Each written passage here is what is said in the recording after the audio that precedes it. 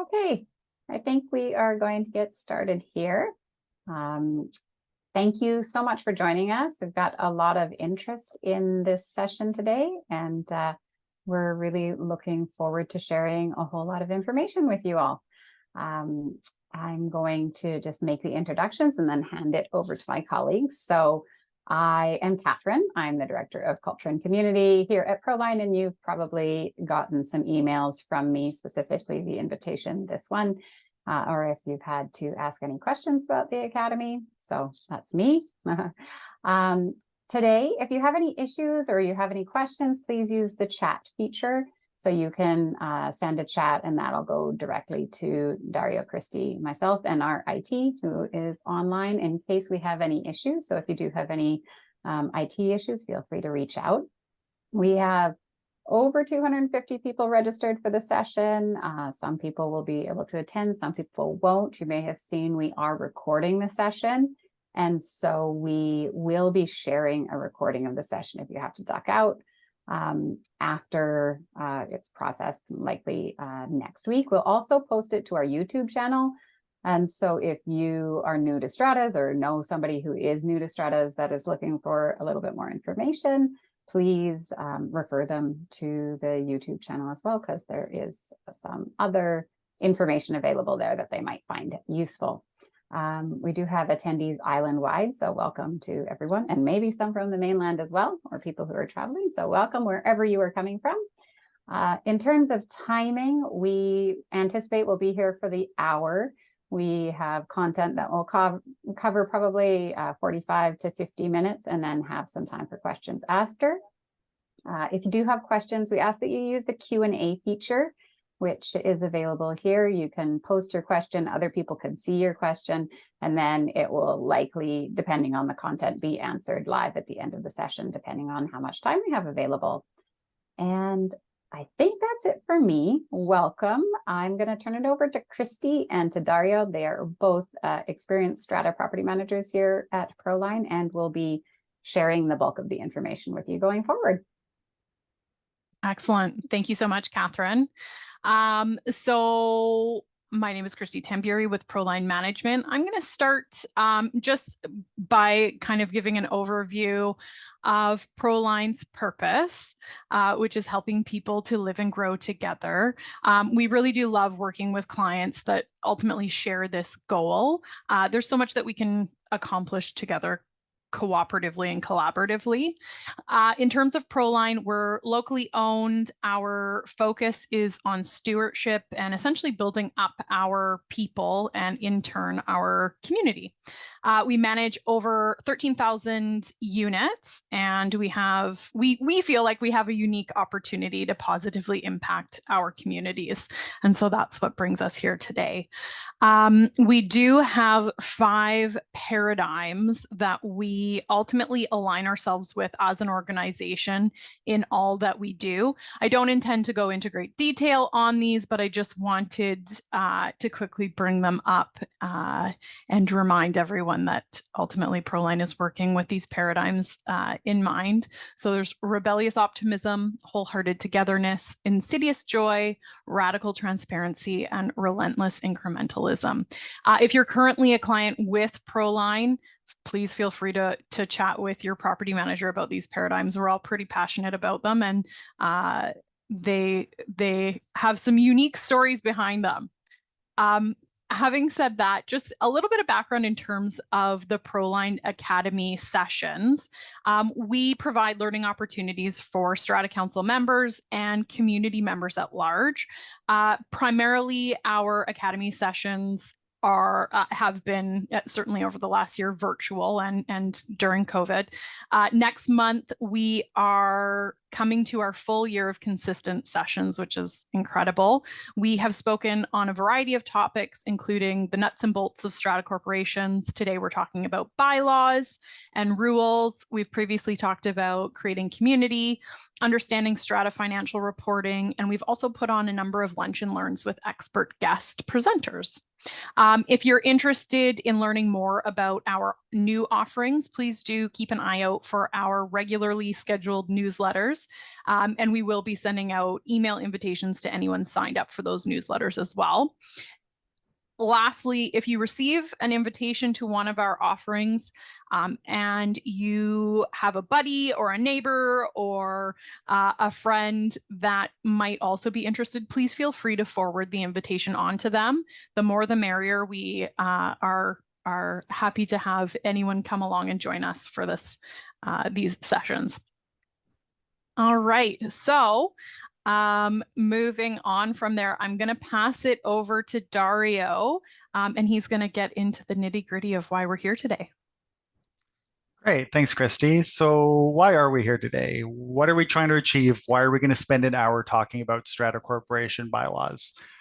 So our main perspective on this is that we all live in communities. When you live in a strata, you're part of a community, you're in close contact with others, which can be hard, and especially when you're new to living that close together with other people. Communities function more effectively when neighbors understand what's expected of them and what they can reasonably expect from each other and how they can best act in consideration with each other. Good strata rules and bylaws can help set clear expectations and reduce conflict that comes from confusion if people don't understand what the expectations are supposed to be. Stratas are complicated. We share information like this session in order to help you and your neighbors better understand the structure of the entity you're all a part of and how to function most effectively and positively within that structure. Bylaws and rules are never going to solve all of the issues in the community, but they're in place to help us try to deal with these issues in a fair and consistent way when the problems do arise. And so going to the next slide. So in this session, we're going to give you an introduction to what bylaws are, what rules are, how are they created, how are they used, and then talk about some of the more complicated or specific situations you might find yourself in. But to take a step back first, strata rules and bylaws do not exist in a vacuum. They exist within the world of the Strata Property Act, which governs how all stratas must run. The Strata Property Act is where the buck stops. If the act says a strata must do something or can't do something, that's just how it is, regardless of what your bylaws say. And Christy later on is going to touch on what to do if your bylaws do contradict the Strata Property Act. The act is changed by a vote of the provincial government, so we usually have some notice of when that's going to change. Although, as we saw recently with changes like the end of rental restrictions, even a few months' notice isn't a lot of time. And that does tend to be one of the main reasons why bylaws can end up contradicting the Strata Property Act. There's also kind of lesser known the strata property regulations. They're like the act, they determine how a strata must run. The regulations are a lot easier for the province to change. Generally, the regulations offer clarity or specifics to what is going on in the act. So it's a little bit more flexible with the specifics. Then, of course, the next layer down, you have your stratas, specific strata plan, bylaws, and rules. The strata plan is going to tell you what parts of the strata are common property owned by everyone and which are your strata lots owned by specific owners. Notably, every strata starts with a group of standard bylaws put forward by the government, but these can be amended. They're not immutable like the rest of the Strata Property Act. Most of your stratas have long since repealed the standard bylaws and put forward your own. But there is a standard set of bylaws that can be both a guiding tool, and it's also there for new stratas who might not have had a chance to get their own bylaws together yet. And the last thing to kind of be aware of in this world is the Civil Resolution Tribunal, which is a dispute resolution mechanism put forward by the government, not specifically for strata disputes, but it helps with strata disputes. The CRT has the ability to interpret your bylaws, to interpret the Strata Property Act, and issue binding decisions in a case of disagreement between owners or between councils and owners. And I'll get a little bit more into the effects of the CRT a bit later. But first, I'm going to turn it back over to Christy and ask her a burning question, which is, what is the difference between a bylaw and a rule? Thanks, Dario. So let's dive into that. It's important to understand the fundamental differences between a bylaw and a rule. There are differences in terms of how they are adopted. So bylaws of a strata corporation have to be adopted by the owners of the strata at a general meeting by a 3/4 vote, whereas a rule can simply be approved by a strata council in a duly convened strata council meeting, and then ultimately ratified at an annual general meeting by the owners. However, that rule is in play up into the AGM with some small exemptions to that rule. So there's also a difference in terms of what a bylaw and a rule can address. A rule has limitations because it is easily adopted by the strata council. So there has to be some limitation in terms of what it can apply to. A rule can apply to common property or limited common property, but we cannot apply a rule to behavior within a strata lot. And then lastly, one of the major components to distinguish between a bylaw and a rule is the maximum fines. If your strata corporation's bylaws align with the Strata Property Act, then the maximum fine that you can levy for a bylaw contravention is up to $200. And for rules, it's only up to $50. So there's a major difference in terms of the potential consequences of breaking a bylaw versus breaking a rule. I'm going to move on specifically now to talk about bylaws in a more general sense. So we know that bylaws govern ultimately the strata corporation. They form essentially the community's guidelines for living there. It's essentially your Bible. You have the Strata Property Act that provides kind of an overarching umbrella, and then you have the bylaws of the strata corporation that are very specific to your building, your property, your strata, your community. As mentioned before, bylaws are approved by the owners of the strata corporation. And it's important to note that professional management services like Proline do not make or approve bylaws. As a democratic community, the owners of the strata corporation are essentially responsible for ensuring that the bylaws are appropriate and match the intent and the feel of the community. So again, amendments are approved by the owners by a 3/4 vote at a general meeting, and those amendments have to be presented in the notice package of that general meeting in advance to give owners an opportunity to review those bylaw amendments and familiarize themselves with it so that you can come to the meeting prepared for either voting it or asking questions. It's also, again, important to note that bylaw amendments require a 3/4 vote of the owners at a general meeting.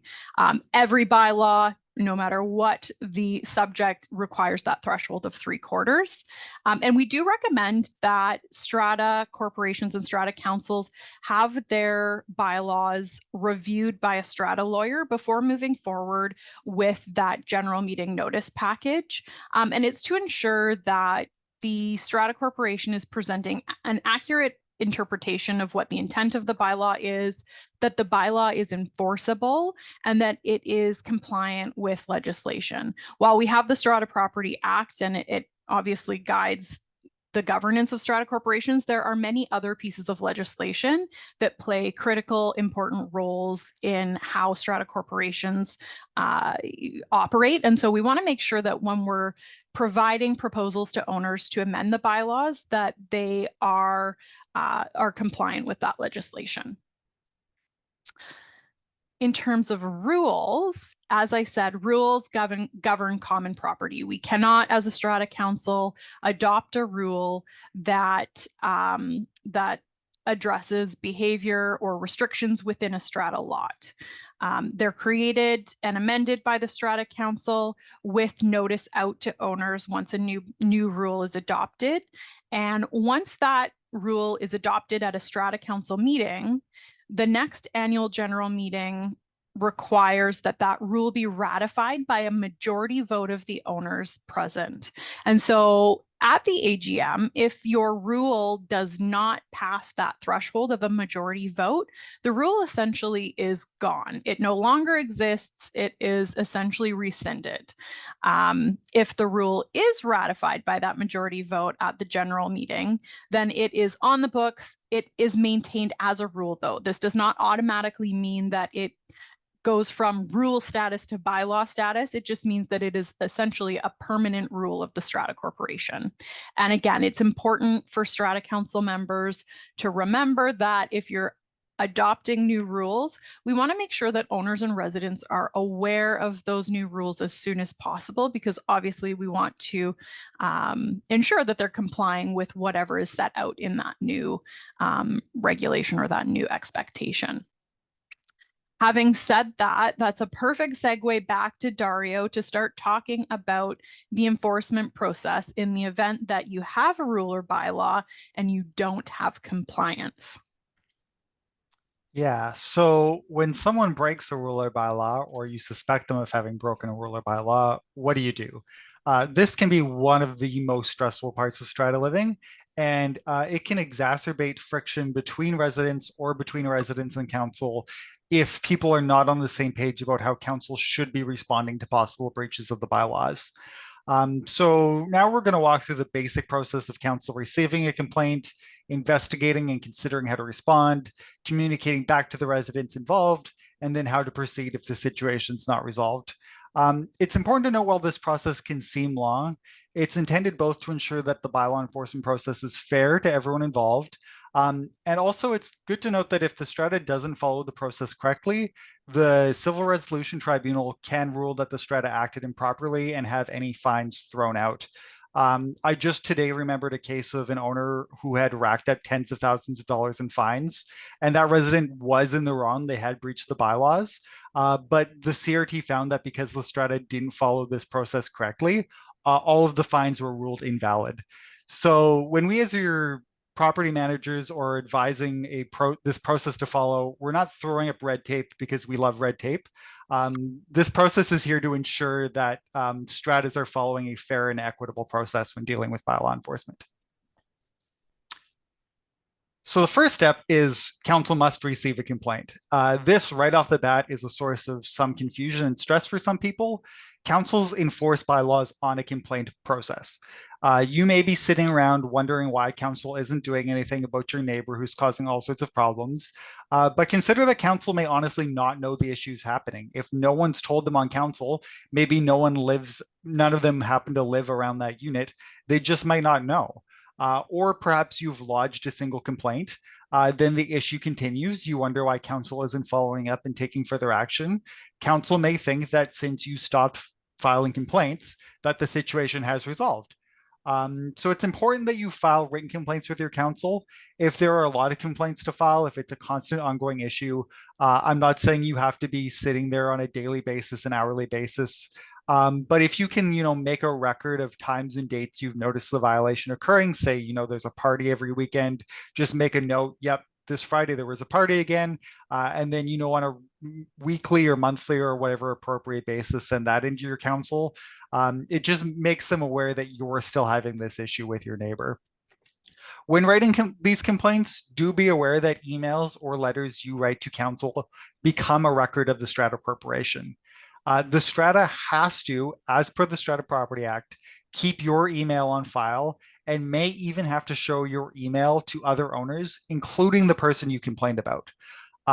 Additionally, if the issue escalates, for example, to the Civil Resolution Tribunal, the CRT is going to be reading copies of your original emails and taking those into consideration with their decision. So be mindful that when we write complaints, we're often writing complaints when we're the most upset about something happening.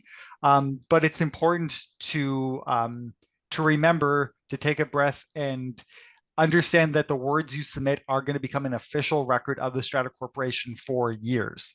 For our clients, you can go to our website, as is shown on the slide here. On our basic website, you can click forums, get a pretty standard complaint form that walks you through the information that will be helpful for you to give to council. Also, if your strata has a website through StrataPress, which you can get to by logging in through our website, there's a request function there that you can use to submit complaints to council. Obviously, every council is unique. Some councils have their own email address. Some councils have a physical mailbox on site where you can leave letters. You can always usually email the PM. There are different ways, obviously, to lodge your complaint. Again, the form we have on the website here is just to help give you an idea of what kind of information will be useful for council to have. Usually that's going to need to include specifics like specific dates, times, and what actually has happened so that council can follow up. So on to investigating. It's important to understand that the Strata Council is not a police force. Their job is not to wander the halls looking for bylaw infractions. That's why, again, it's important if you have concerns about something to write into your council to make sure they're aware that the thing is going on. Council is also not responsible for responding immediately. If someone is smoking in a non-smoking building, council isn't to break down the door to stomp out the cigarette, nor is council responsible for staking out the unit for hours a day to monitor the smoking. This is beyond council's scope as volunteers and beyond the power that the Strata Property Act actually gives council members. Again, that's why this process is in place. But council is responsible to investigate complaints. So what does that actually mean? Sometimes it's as simple as writing to the person who the complaint was about, letting them know that someone complained about them, and inviting them to tell their side of the story. Sometimes it does involve them coming over to experience for themselves what's going on, like if it's a noise violation, to hear the noise. If you write a complaint that says, "I sometimes hear a noise," understand that that's going to be difficult for council to investigate. However, if it's, your neighbor turns on their TV at 11 p.m. every night and it wakes you up, that's something that is more, it's easier for council to come over. And for example, a council member could sit in your bedroom, another council member can go into the other unit, turn on the TV, and then they can see for themselves what the noise transfer actually is like between the units. It's important that council does not dismiss complaints out of hand. Again, council is responsible for doing some level of investigation, but again, understand that council are not detectives. And it's not about council members dedicating 20 hours a week to investigating these issues. There's a reasonable level of investigation required. Now, having done some investigation, or maybe if the issue is apparent, how does council consider a response? Well, it's not going to be one council member deciding. The decision is going to be by council as a group, often in a council meeting.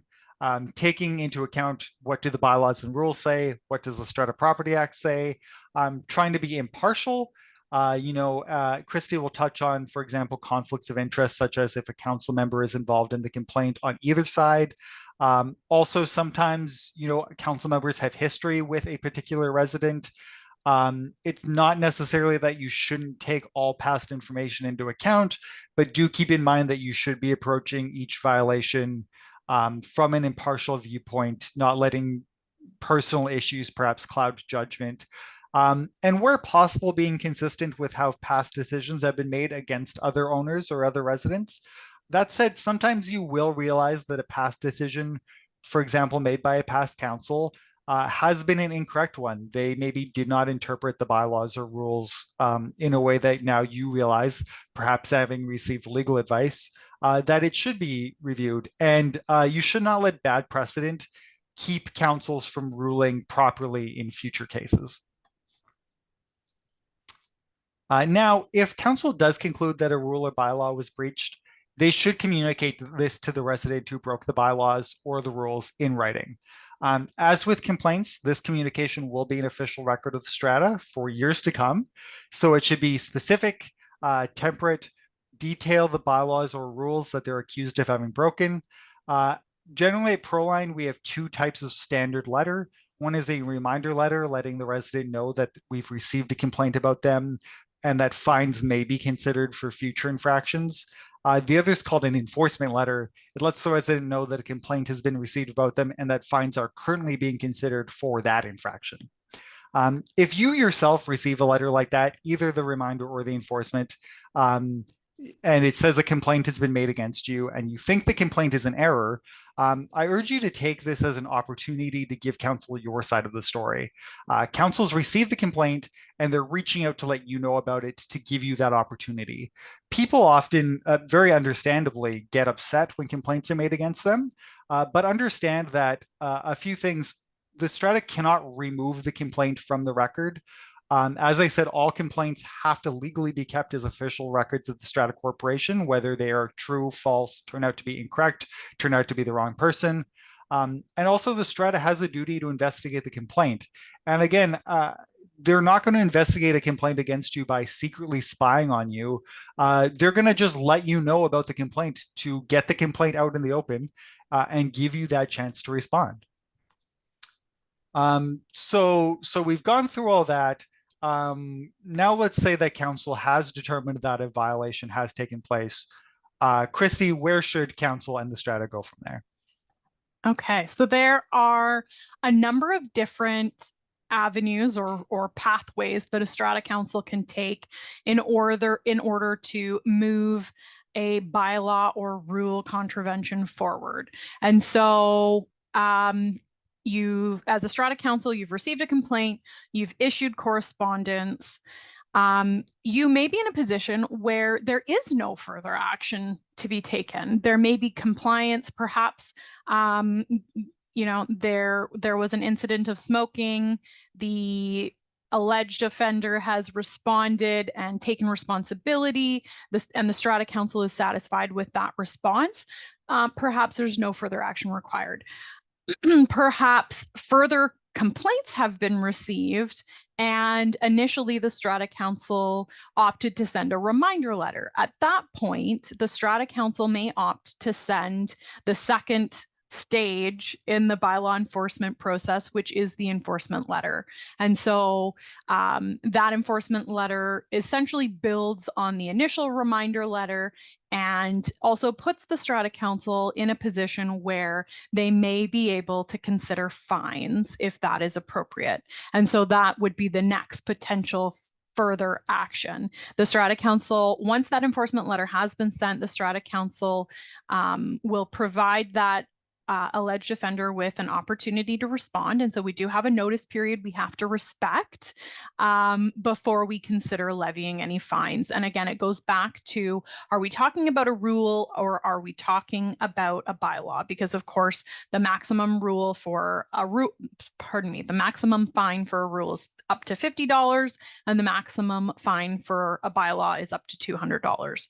When we are considering levying fines, we do suggest that the Strata council employ as much reasonability as possible.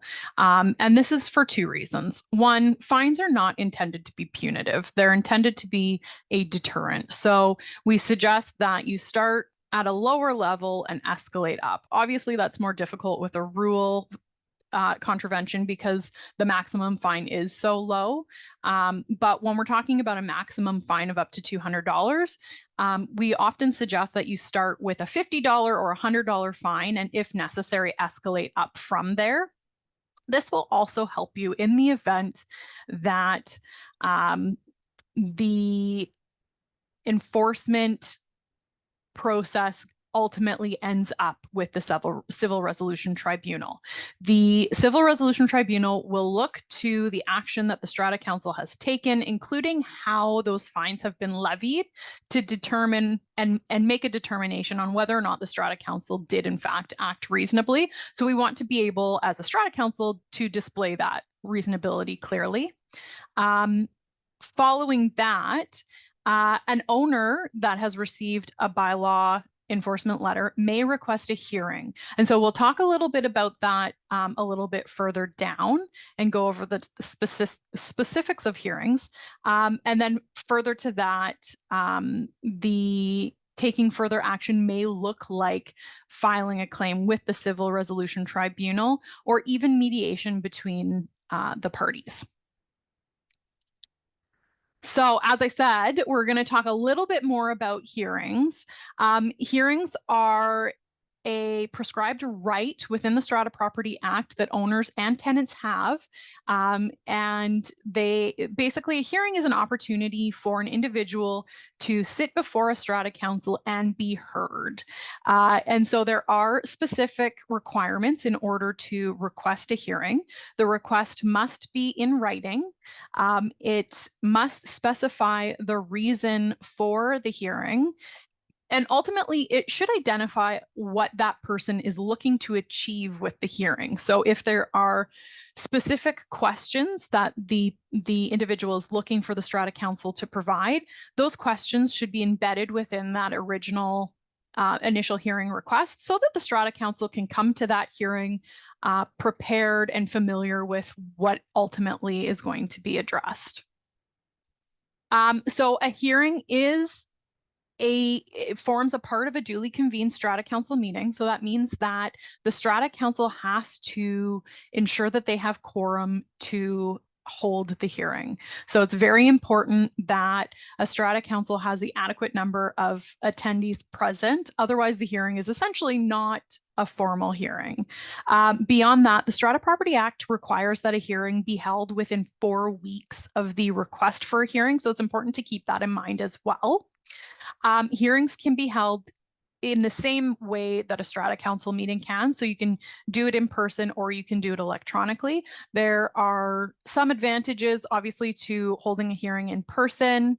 And there are advantages to holding it electronically. So ultimately, the Strata Council with your property manager can discuss how best to handle the venue and the format of the hearing. As I mentioned, the Strata Council will attend the hearing and ensure that they have quorum. The individual requesting the hearing is entitled to bring people to the hearing as they see fit within some parameters. And so if that individual wishes to bring a support person, they can do that, or they can attend with legal counsel if that's kind of the level that you've reached. But there are a number of players that could potentially attend the hearing. And really, the hearing, again, is an opportunity for that individual to be heard by the Strata Council. It's not meant to be competitive. It's honestly not really even meant to be collaborative.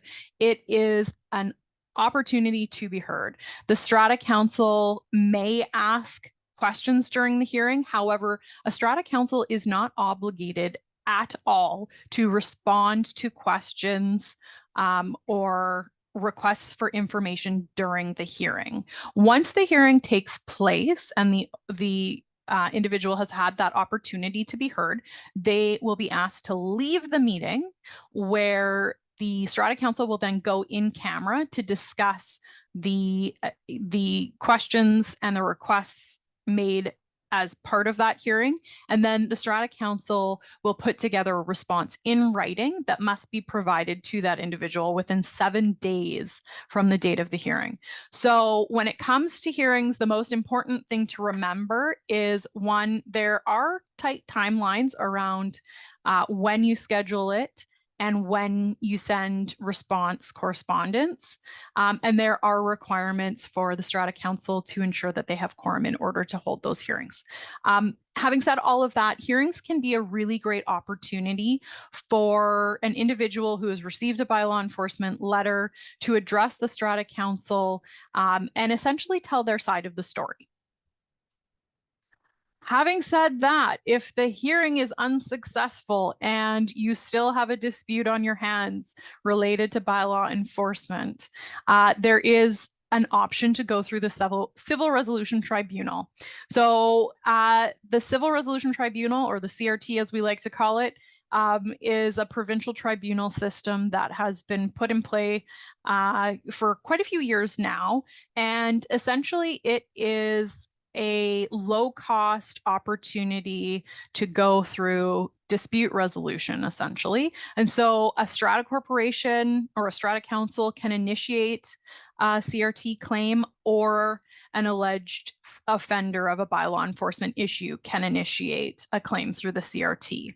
The CRT will essentially consider both sides of the dispute and then will provide a binding decision to the to the parties. And so that is an opportunity. As I said, it's a low cost opportunity. However, Strata Council should be aware that CRT decisions must be disclosed if the Strata Corporation essentially loses that claim. So if they if they are default in that claim decision must be disclosed on future forms in perpetuity. So it's important for Strata Council to understand that the CRT should only be used when the Strata Council has no other option to resolve a dispute.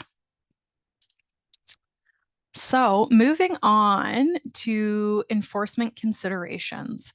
So the Strata Property Act, as I said, is the overarching kind of guideline and Bible to strata corporations, and it takes precedent over bylaws. So we cannot consider a bylaw that contradicts that legislation or any legislation that applies to strata corporations. It's important to note that there are unenforceable bylaws out there in a variety of different strata corporation bylaw sets. And essentially what happens is, and we've seen this over the course of the last year, where, for example, the Strata Property Act changes, the government makes an amendment to that legislation, which essentially renders some bylaws completely unenforceable, like rental restrictions. And so if you have bylaws that have been rendered unenforceable, it is important to ensure that you're moving forward with proposing to your owners at a general meeting, rescinding those unenforceable bylaws. They have no place in a set of bylaws and can often lead to confusion. So it's important to have your bylaws reviewed on a somewhat regular frequency, every 3 to 5 years, by a strata lawyer, to ensure that all of the bylaws that you have in place are in fact compliant with all legislation. You may, you should consult with your property manager if you have questions or concerns around bylaws that may be unenforceable, and they can provide you with some guidance in terms of how to move forward with that. Again, going back to fines and penalties, we want to make sure that if we're moving forward with the levying of fines or other kinds of penalties as permitted by the Act, that we are always reasonable as a Strata Council. So we're starting low and escalating up. And it's important to note too that some enforcement issues may be more appropriate for other authorities. So for example, any kind of violent circumstances within a strata corporation on a strata's property really should be referred to the local police department. There are also opportunities for residents of a strata corporation to rely on municipal bylaw enforcement as well. So for example, if you have a dog barking or a noise issue that not only is a contravention of the Strata Corporation's bylaws, but is also in contravention of a municipal noise bylaw, you can always rely on that authority to assist you in addressing the issue. I just want to touch on grandfathering clauses briefly. Grandfathering essentially is the concept of adopting a bylaw that is effective at one period of time and may have some residents or owners of a strata corporation that it does not apply to. It's just really important for owners and strata council members to be aware of bylaws with grandfathering clauses if you have them. If you have questions around grandfathering, please do follow up with your property manager. We're happy to go over that with you. And then lastly, in terms of enforcement, and Dario kind of touched on it earlier, we want to be aware of conflicts of interest. So the Strata Council, each time they come to the Strata Council meeting table, should be coming as unbiased and neutral as possible. And there are times when issues crop up where there may be a conflict of interest for any given Strata Council member. It is each council member's responsibility and duty to identify those conflicts and act on them. And it may be that a perceived conflict of interest may cause more issues than even a real conflict at all. So as council members, if there, and I'm assuming there are lots of council members present today, but if you feel that you may have a conflict of interest or a perceived conflict of interest in dealing with some kind of bylaw enforcement issue or any Strata Council business, chat with your property manager about it. And in some cases, you may need to recuse yourself from, certainly from bylaw enforcement discussions and decision making. So for example, if I was an owner and a council member and I put in a noise complaint against my neighbor, I would recuse myself from any deliberation or decision making as it relates to that complaint. And that's important for all council members to be aware of. Okay. Moving on to serial versus continuing contraventions. So we just wanted to identify the different kinds of contraventions and how they differ. A serial contravention is essentially an episodic one-time event. It could be a repetitive event, but they are one-time repetitive events. And so, for example, that would be my neighbor next door went out this morning at 10 a.m. and had a cigarette, and we have a smoking prohibition bylaw. And then they went out at 11 a.m. and then they went out at noon. Each of those are individual serial complaints or serial contraventions. Then we have a continuing or continuous contravention. Those are never ending until it is addressed. So for example, if my Strata Corporation has a bylaw that prohibits any balcony carpeting, outdoor carpeting from sitting on the balcony membrane, if I put any carpeting on that membrane and leave it down, that is a continuous contravention. Now, why are we talking about the differences? Because this difference is very important in determining how to deal with potential enforcement. So if you have a contravention that ultimately leads to the levying of fines, if you have a continuous contravention, the Strata Council has the ability of fining up to $200 every 7 days until the contravention is addressed. So that means that if I leave that outdoor carpet on my balcony from now until next year, my Strata Council could potentially levy a fine of $200 every week until I take that carpet up. So it's just really important to understand the difference between the two, because there are obviously big repercussions for a continuous contravention that is left in place and not addressed. Okay, and so we have restrictive bylaws within Strata corporations. We just want to touch on some of the more common restrictive bylaws that your Strata corporation may have. Pet restrictions are obviously probably the most widely used, and that's, you know, you're permitted to have one dog and 2 cats, or 12 fish, 13 birds, whatever that is. That's essentially an example of a restrictive bylaw and is pretty prevalent within, I would probably guess, most of your Strata corporation sets of bylaws.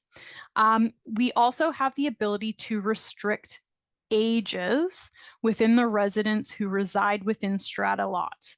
So there has been a lot of chatter over the last year around age restrictive bylaws, because there have been some legislative changes that have essentially limited what ages you can restrict. However, Strata corporations can still amend their bylaws to include some age restriction. But it only applies, it's important to note that it only applies to those that reside within the Strata lot. So you can't restrict the age of the owner if the owner doesn't reside in the Strata lot.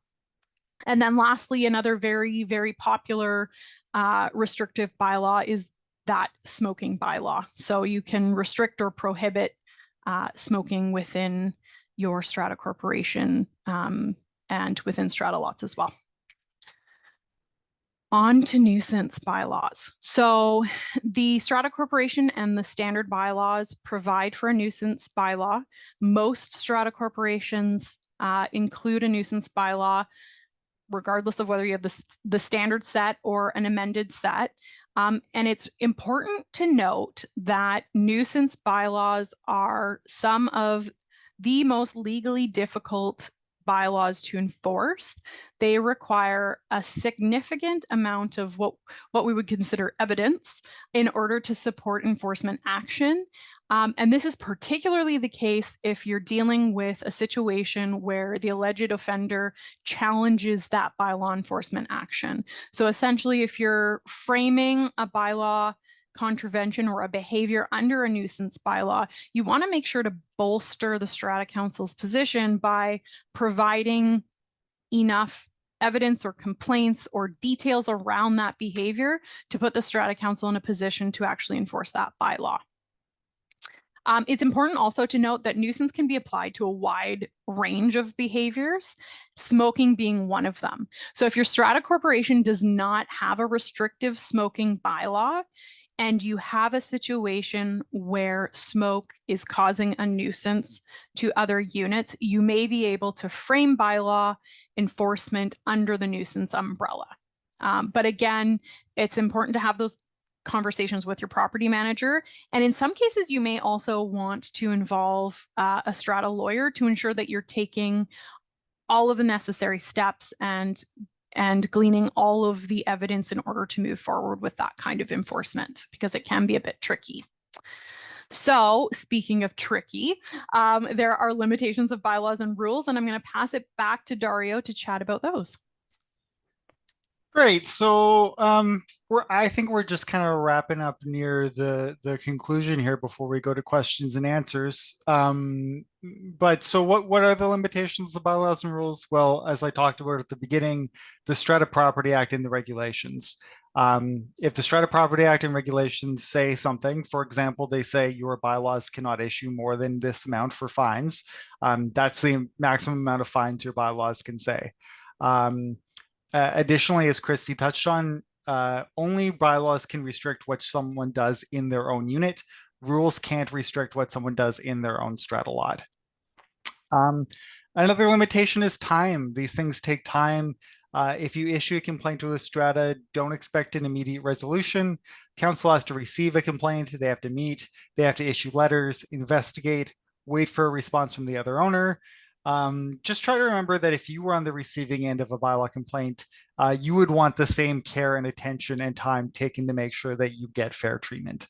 And as Christy also said, a limit to bylaws and rules is that they are meant to govern how people live in the strata. They do not govern things that are actually illegal and should be police-related matters. Violence, harassment, interpersonal issues, illegal drugs, those kind of things. It's not up to strata councils as volunteers to deal with issues that go beyond simple nuisances and into, someone is actually breaking the law. Those things are outside of council's responsibility, outside of the responsibility of a set of strata bylaws to deal with. So what can you do to make sure that you're living most in harmony in your community and with your bylaws? The first is that if you're thinking about purchasing a unit in a strata, do read the bylaws of that strata. You should get them with your Form B. Those will give you an idea of the personality of the community and whether it's going to be a good fit for you moving in. I assume most, if not all of you already live in stratas. If so, make sure you are aware of your bylaws. Bylaws can often be long and dense, but they are also usually divided up into sections. For example, there'll be a section on how councils run, how your general meetings run. Not saying don't read those, but maybe skim those on your first read through. Pay more attention to the sections that detail what your responsibilities are, what your maintenance responsibilities are, and what your responsibilities are as an owner in terms of being a good neighbor. And if you're going to be doing something new, like changing your flooring, getting a new pet, First, pull out your bylaws, look for the relevant section first, see if there's a process or limitations you're supposed to be following when doing that thing. And above all else, act considerably. Remember that you are part of a community and a corporation. When you have a problem with your neighbor, be patient with them and with counsel as they go through this process. Understand that the process can be slow but fair, and it's meant to establish long-term solutions to these problems. Most of us plan to live in our homes for a long, long time, and it's worth taking the time to sort out any of these conflicts between our neighbors, because it's not about retaliation. It's not about a quick retaliation. It's about building a community for the long term. And with that, I think we will go over to the question section. I just want to note that we have a couple of questions in the chat. One from Dawn that looks a little bit specific, so I'd probably recommend you chat with your property manager on that. I don't think we have time to address that. It looks like Darlene had asked, after a hearing, are the fines that are already in place canceled? And so that is entirely up to the Strata Council. It may be that after a hearing, the Strata Council decides to reverse or waive any levied fines, but ultimately that decision should be made following the hearing and then put in writing to the hearing requester within that 7-day period. There's another question in the chat from Diane. I'm not entirely sure I understand it, Diane, so if you can pop it in the Q&A and maybe rephrase it a bit, that would be helpful. And then one more in the chat, and then we'll flip over to the Q&As. Do the amount of fines within the given limits need to be decided and listed in the bylaws? Great question, Esther. So the bylaws will specify the maximum amount of a fine. So again, it has to align with what the maximum is permitted by the Strata Property Act. But if your bylaws don't match the Strata Property Act, you may have a lower threshold. So for example, if you haven't updated your bylaw enforcement or fine bylaw for some time, it may say that you only can fine up to $25 for a rule and up to $100 for a fine. So it's important for Strata Council and owners to be aware of specifically what is contained within that bylaw.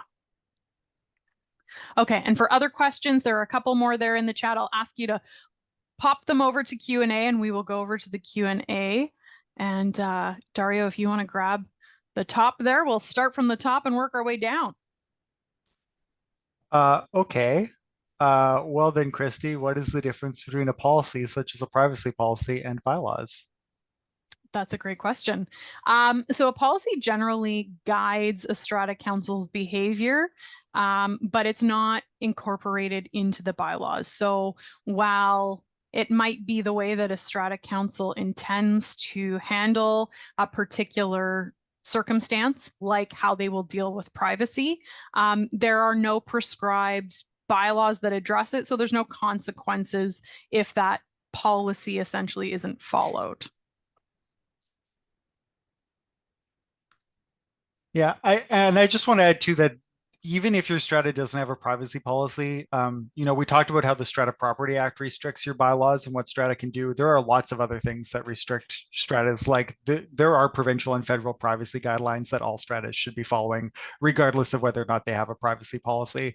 That being said, there are certain parts of your privacy policy, such as if you have security cameras and how those security cameras are going to be used, that could be useful to embed in your bylaws by actually making them part of your bylaws. Great. So what exactly is limited common property? So limited common property is a type of common property that is assigned to one specific strata lot for their specific use. And you're going to want to check your bylaws to see what are the owner's responsibilities for maintaining and using that common property, and what are the strata's responsibilities for maintaining that common property. Because even though it's assigned to one unit, there will be limitations to what you are allowed to do with it as the owner of that limited common property, and responsibilities of the strata for maintaining it because it is still common property. Excellent. And we're kind of along the same lines with this one. Can you outline the difference in content between bylaws and rules and give an example of what would fall under a bylaw, but that could not be applied as a rule?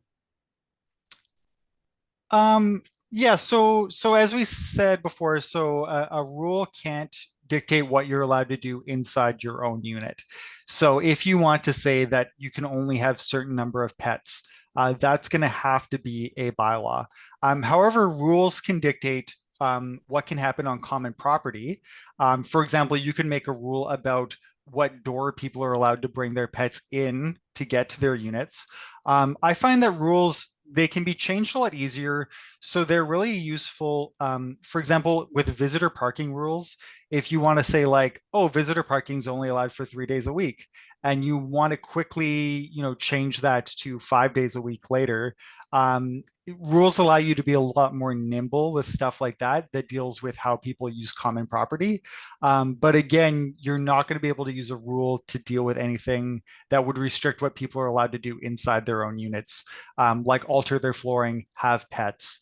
That stuff needs to be voted on by owners as a bylaw for a reason, because it's going to have a lot more of an impact on their ability to live inside their own homes. Thanks, Dario. We have a bunch of questions and not a ton of time. So I'm just going to quickly go through and answer some of these shorter, easier questions. And then we'll get to as many as we can. One question was with regards to the elimination of rental restrictions, does that mean Airbnb short-term rentals are not now allowed? And that may be the case. However, short-term rentals require two things. They require that a strata corporation does not have a prohibition on short-term leasing, because essentially that's what a short-term rental is. It's not actually a rental, it's a lease or a license to use that space for a short period of time. It also depends on the municipal's bylaws and zoning. So if your strata corporation is in an area where your city or your municipality has zoned it as not appropriate for short-term rentals, then it doesn't matter what the strata corporation's bylaws say. You are not permitted to run a short-term rental there. Okay. Are only bylaws registered at the land titles office enforceable? Absolutely correct. Once a bylaw amendment is approved by the owners at a general meeting, the Strata Council then signs off on what's called a Form I, which is the formal document that goes to the land titles office in order to file that for the Strata Corporation. Once that form has been filed, the bylaw is then effective. Should the bylaw amendment proposal be prepared by a lawyer as a requirement?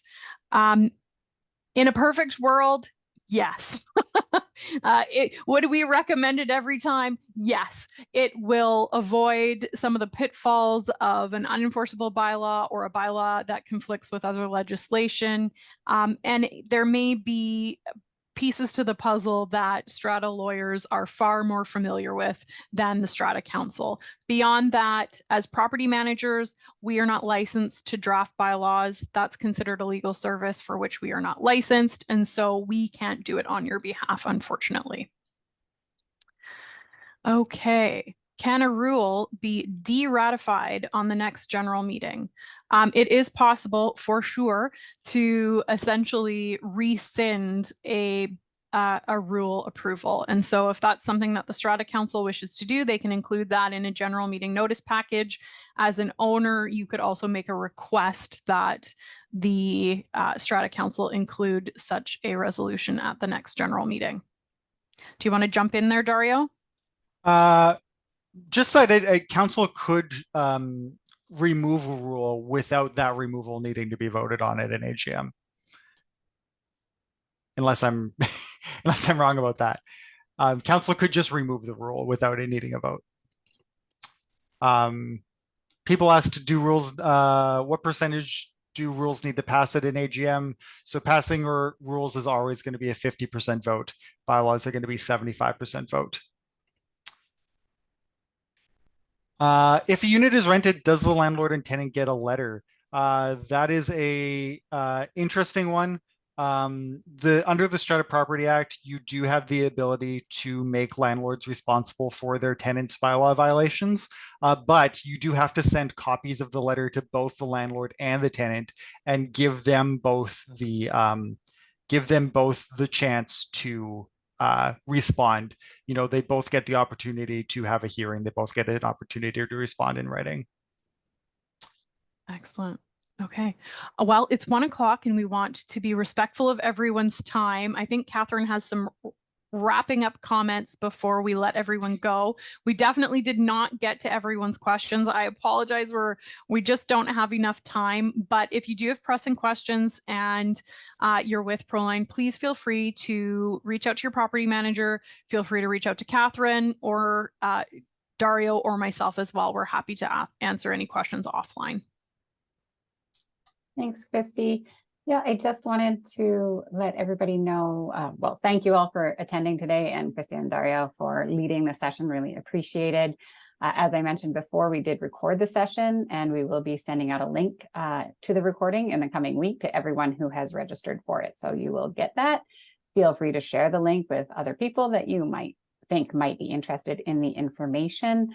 And it'll also be on our YouTube channel, as I mentioned. So you can find this and past sessions, including one that's called the Nuts and Bolts of Strata Corporations, which is also a great introductory session in case you're just looking for more general information about how stratas work. As mentioned, if you have any questions or comments, please let us know. There'll also be a survey at the end of the session that you can fill out, or feel free to reach out to me directly. We'll also be working on new sessions. So if you have any suggestions or ideas or things that you would find beneficial to learn more about, please feel free to reach out to me directly. And thanks again for joining us all, and have a wonderful rest of your day.